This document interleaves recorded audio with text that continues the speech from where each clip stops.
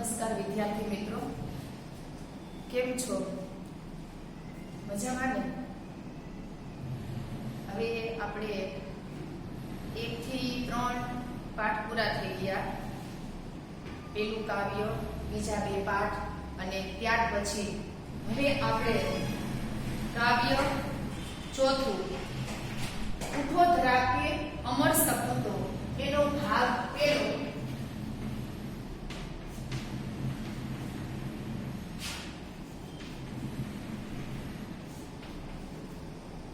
काव्य 4 काव्य चौथું ભાગ પેલો ઉઠો ધરાકે અમર સપૂતો.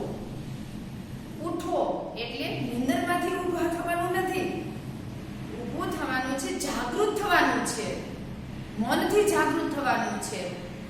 એટલે જાગૃત થાવો. ધરાકે એટલે ધરતી માતાના, અમર અમર એટલે યુગ યુગ સુધી જીવવા વાળા, સપૂતો એટલે પુત્રો કે સારા પુત્રો. જે સારો પુત્ર હોય ને આપણે શું કહીએ? સપૂત કહીએ. એટલા માટે કહે છે કે ધરતી માતાના જે અમર પુત્રો છે તમે હવે જાગૃત થાઓ. જાગૃત થાઓ અને દેશની માટે કંઈક કરો. અને એના કવિ છે દ્વારિકા પ્રસાદ માહેશ્વરી. અને સૌપ્રથમ આપણે હવે પેલા કવિનો પરિચય લઈએ કે કવિ છે એને આ કાવ્ય લખેલું છે, એને શું એક ક્વોલિફાઈડ છે, એટલે છે કે શું એજ્યુકેશન મેળવેલું છે, શું સાહિત્ય લખેલું છે, એના વિશે પહેલા આપણે માહિતી મેળવી લઈએ. द्वारिका प्रसाद माहेश्वरी का जन्म 1 दिसंबर 1916 को रोहता आगरा उत्तर प्रदेश में हुआ था. એટલે કે છે કે આ કવિ છે દ્વારિકા પ્રસાદ માહેશ્વરી, એમનો જન્મ ઉત્તર પ્રદેશના આગ્રા જિલ્લાના જે રોહતા નામનું ગામ છે એની અંદર 1916 ની અંદર થયેલો હતો. 29 अगस्त 1998 में उनकी मृत्यु हुई. એટલે કહે છે કે ત્યાર પછી 29 ઓગસ્ટ 1998 ની અંદર એ પોતે મૃત્યુ પામ્યા. उनके 6 काव्य संग्रह और 2 खंड काव्य. તેમને 6 કાવ્ય સંગ્રહ એટલે કહે છે કે 6 કાવ્ય અને 2 ખંડ કાવ્ય લખેલા છે. 26 बाल साहित्य, 3 कहानी संग्रह तथा अन्य साहित्य भी प्रकाशित है. એટલે કહે છે કે તેમને 26 બાલ સાહિત્ય અને 3 કહાની લખેલી છે. અને એ સિવાયના ઘણા બધા જે સાહિત્ય લખાયેલા છે એ સાહિત્ય પ્રકાશિત થયેલા છે. इतना ऊंचा उठो, उठो धरा के अमर सपूतो, कौन खिलता है सिखाता है चिड़ियों को, चंदा मामा आ पुनः नया निर्माण करो, माँ यह वसंत ऋतु हम सब सुमन एक उपवन के उनकी प्रसिद्ध कृतियां है. એટલે કે છે કે એમને જેટલા સાહિત્ય લખેલા છે એ બધા સાહિત્યની અંદર જે અહીંયા આપેલા છે, इतना ऊंचा उठो, उठो धरा के अमर सपूतो, कौन सिखाता है चिड़ियों को, चंदा मामा आ पुनः नया निर्माण करो, આ બધા જ કાવ્યો છે એના શ્રેષ્ઠ કાવ્યો છે, પ્રકાશિત થયેલા છે. प्रस्तुत काव्य में प्रकृति के तत्वों से प्रेरणा लेकर अपने ज्ञान का उपयोग कर देश के सपूतों को नव निर्माण करने का संदेश दिया है. એટલે કહે છે કે આ કાવ્યની અંદર કે પ્રકૃતિના તત્વોમાંથી મનુષ્ય છે એ કંઈક પ્રેરણા મેળવે અને એમાંથી પોતે પ્રેરણા મેળવી અને દેશ માટે પોતે જાગૃત થાય અને કંઈક કાર્ય કરી અને દેશને પોતે ઉપયોગી બને એ વિશેની માહિતી આપેલી છે. એટલે કહે છે કે મનુષ્યને કહે છે કે તમે પ્રકૃતિને માટે, દેશને માટે પ્રકૃતિમાંથી કંઈક શીખો અને એમાંથી તમે શીખી અને પ્રેરણા મેળવી અને દેશ માટે તમે જાગૃત થાઓ, સભાન થાઓ અને દેશ માટે કંઈક કાર્ય કરો. આ કાવ્યની અંદર કે કવિ છે એ કહેવા માંગે છે, આપણે એનો ભાવાર્થ પહેલા કરી દઈએ એટલે વધારે ઝડપથી સમજાઈ જાય. કવિ કહે છે કે ધરતી માતાના અમર પુત્રો તમે હવે જાગૃત થાઓ અને દેશ માટે કંઈક કાર્ય કરો. અને જાગૃત થઈ અને કહે છે કે તમે એવું કાર્ય કરો કે જે ઘણા બધા વર્ષોથી ગુલામીની અંદર જીવી રહ્યા છે મનુષ્ય, તો એ લોકોના નવા જીવનની અંદર તમે એવી રીતે એનું સિંચન કરો કે એ વ્યક્તિ છે એ પણ આ સમાજમાં રહી અને પોતે સ્ફૂર્તિ અનુભવે, બધાની સાથે હળી મળીને રહી શકે અને આનંદ અને મોજ શોખથી બધા સાથે એ પોતે રહે. એટલે કે છે કે ગુલામી સહન કરતા કરતા એ લોકો છે એ સાવ નીરસ બની ગયેલા છે. એના ચહેરા છે સાવ મુરઝાઈ ગયેલા છે. એને એવું થાય છે કે કેટલું બધું કાર્ય કરીએ છીએ છતાં આપણને કાંઈ મળતું નથી. તો કે છે કે કેટલા દિવસો સુધી આપણે આવી રીતે ગુલામને ગુલામ બની રહેશું અને હવે પછી ક્યાં હવે આટલું જીવા છે એટલું જીવવું છે, એવી રીતે પોતે વિચારી અને સાવ એ પોતે નિરસ થઈ ગયા છે.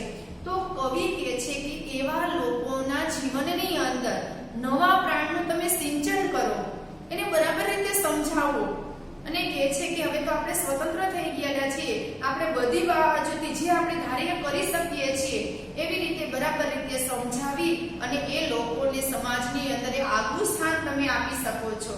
અને કહે છે કે આવા લોકોના જીવનમાં તમે નવી સ્ફૂર્તિ લાવો, નવા પ્રાણોનું તમે સિંચન કરો અને તમે છે એ ધારો એ કરી શકો છો. એટલા માટે કવિ એ લોકોને સમજાવે છે કે આપણે જોઈએ છે કે પહેલાના જે લોકો છે એ ઘણા બધા ગુલામ હતા.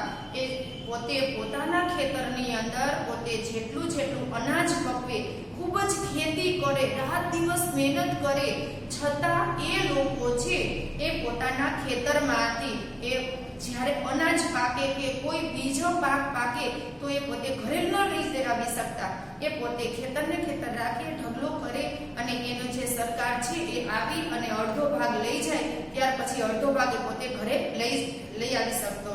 આવી રીતે પોતે જ મહેનત કરેલી, પોતાનું જે બિયારણ છે, મહેનત બધી એની બધું જ એનું, છતાં એ સરકાર છે આવી અને અડધો ભાગ લઈ જતા.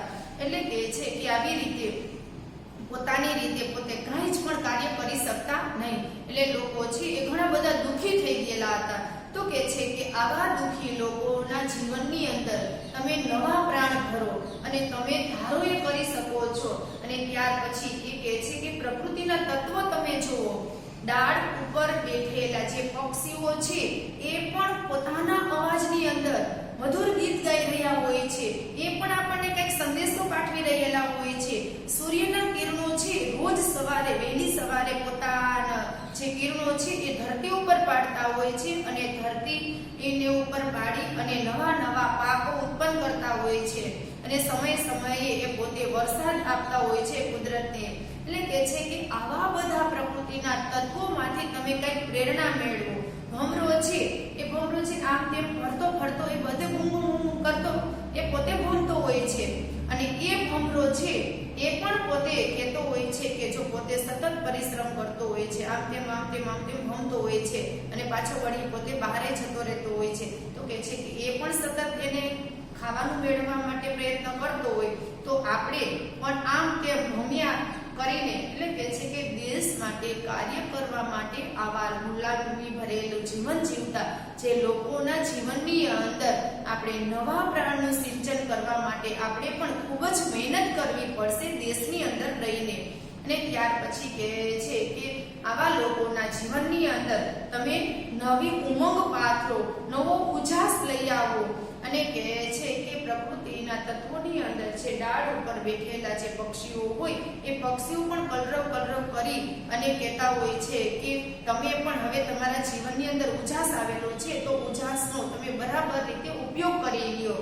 એટલે કે છે કે હવે આપણે આઝાદ થઈ ગયેલા છીએ, તો આઝાદ થઈ ગયેલા છીએ તો હવે આપણે આપણી રીતે કાર્ય કરી શકીએ છીએ. તો એ રીતે આપણે ખૂબ જ મહેનત કરી અને આ જે લોકો છે એને આપણે મદદરૂપ થઈ શકીએ.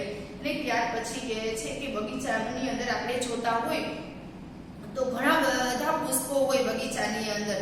સવાર પડે તો એ કડીમાંથી સરસ મજાનું ફૂલ થઈ જતું હોય છે.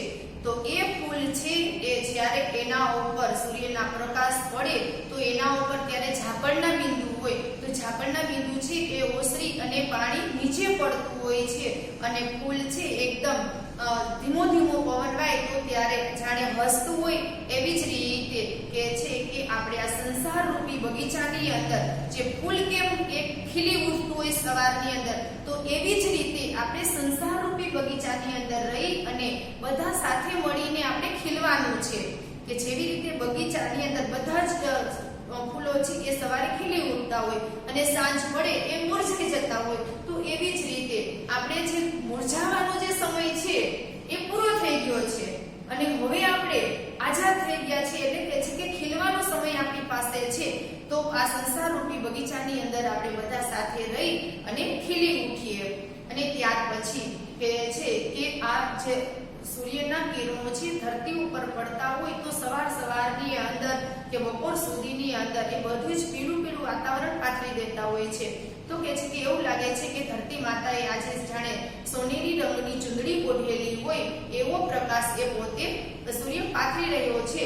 તો કે છે કે એવા પ્રકાશની અંદર આપણે પણ એની સાથે સાથ મિલાવીએ અને હવે પછીના આ નવા યુગની અંદર આપણે બધા સાથે મળી અને નવા યુગનું આહ્વાન કરીએ. નવયુગની નૂતન વીણાની અંદર કે નવા યુગની નવી વીણાની અંદર નવા ગીતો ભરી અને આપણે એ રાગ છે એ સમગ્ર દુનિયાની અંદર ફેલાવવાનો છે કે જેથી કરીને બધા જ લોકો જાગૃત થાય, બધાને એમ થાય કે આપણે પણ બધા સાથે મળી અને આ કાર્યની અંદર બધાનો સહિયારો સાથ આપી અને દેશને આઝાદ કરેલો છે.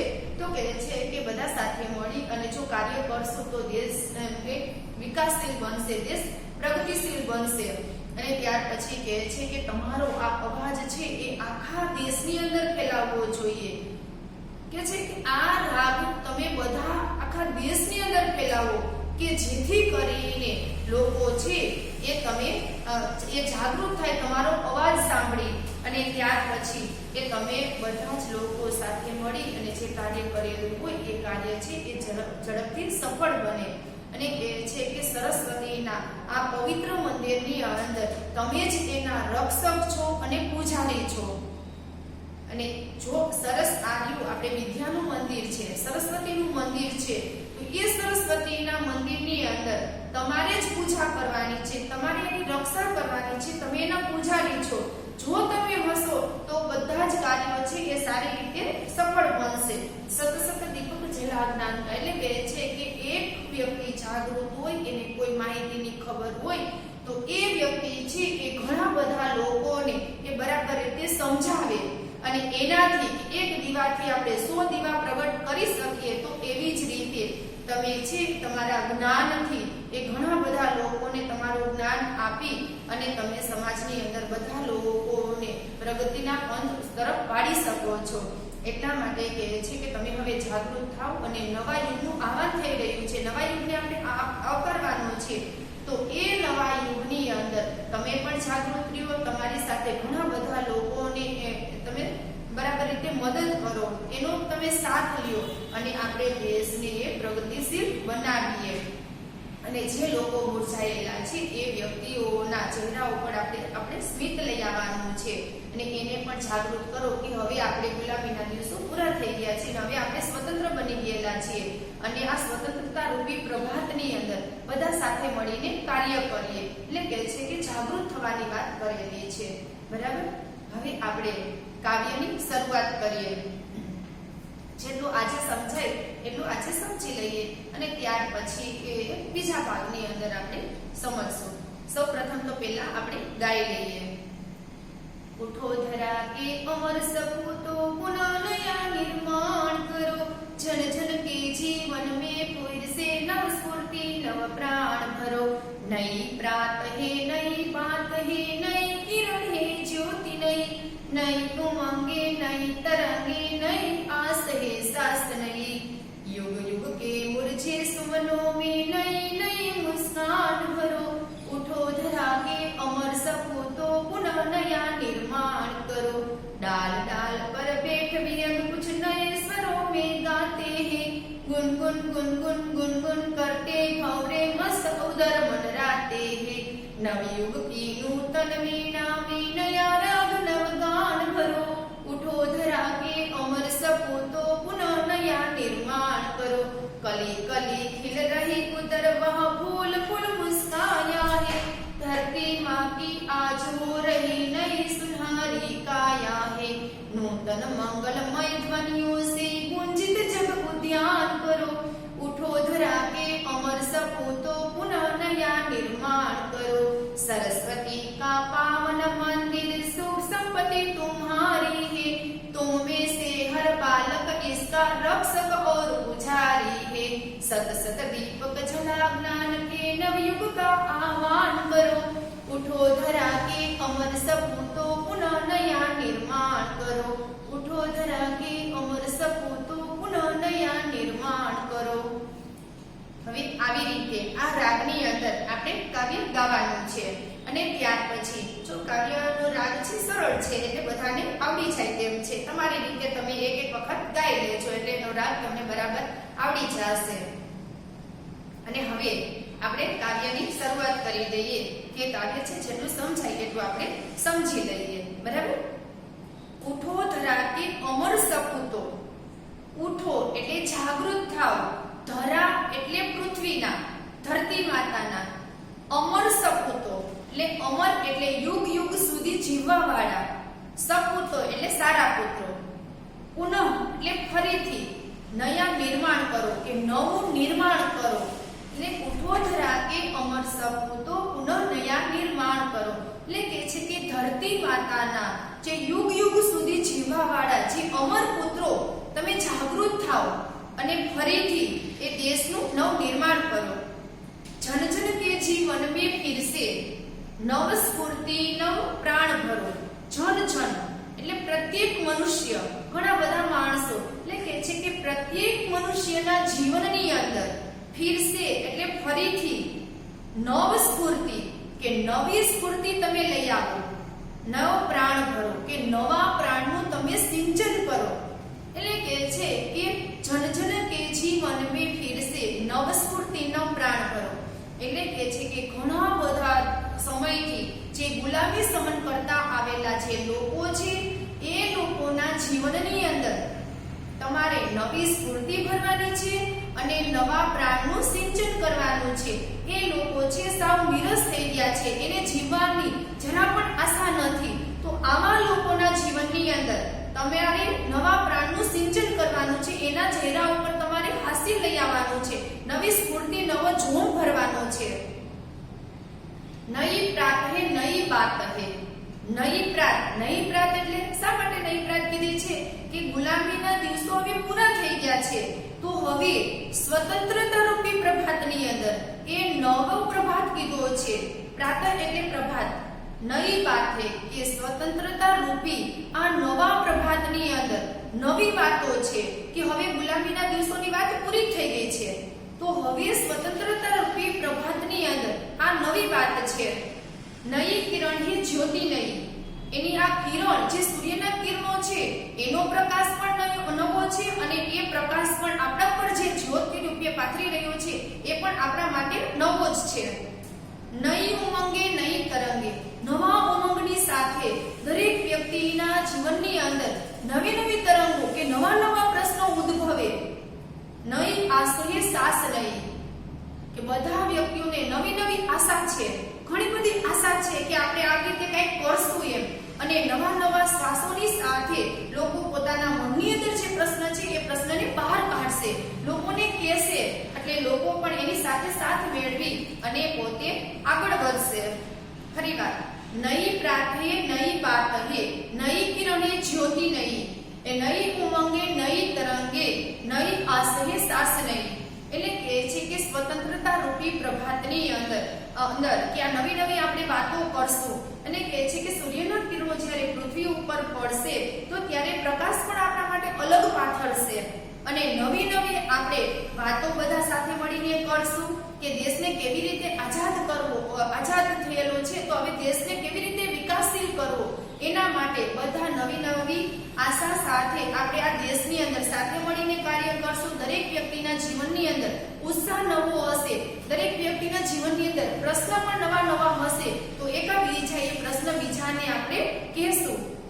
પુનઃ યુગ યુગ કે મુરજે સોનો મે નઈ નઈ મુસ્કાન ભરે એટલે કે છે કે યુગ યુગ ઘણા બધા સમયથી એ મુરઝાઈ ગયેલા જે લોકો છે કે સુમન એટલે પુષ્પ અને કહે છે કે જે ગુલામી સહન કરતા કરતા આવેલા ઘણા બધા વર્ષોથી આ જે લોકો છે, ફૂલ એટલે લોકો કહે છે કે નઈ મુસ્કાન ભરો કે એવા લોકોના જીવનની અંદર તમારે એના ચહેરા ઉપર હાસ્ય લઈ આવવાનું છે, તમારે સ્મિત ભરવાનું છે, મુસ્કાન ભરવાની છે કે એ લોકો પણ પણ એકદમ જાગૃત થાય અને એ મનની અંદર જે ડર છે અને નિરાશા છે એ નિરાશાને તમારે બહાર કાઢવાની છે.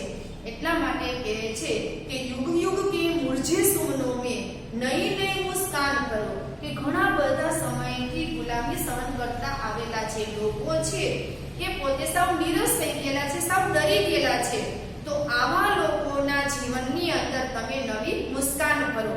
ઉઠો ધરા કે અમર સપૂતો પુનઃ નયા નિર્માણ કરો. એટલે કે છે કે ધરતી માતાના અમર પુત્રો તમે હવે ફરીથી આ દેશનું નવ નિર્માણ કરવા માટે તમે લાગી જાઓ. હવે પછી આપણે આ પાઠનો આ કાવ્યનો જે વિડિયો છે એ આવતા વિડિયાની અંદર હવે આગળ પછીનું જોઈશું.